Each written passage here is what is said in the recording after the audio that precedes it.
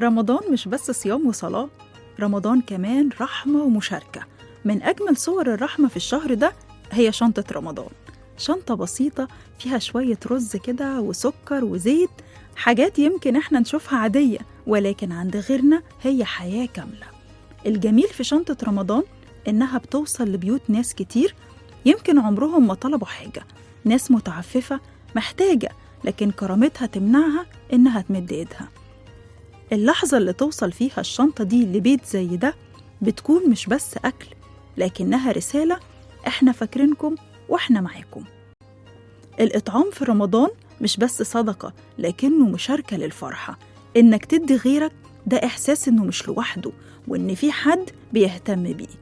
لما تفرح قلب محتاج بتحس إنك عشت معنى رمضان الحقيقي.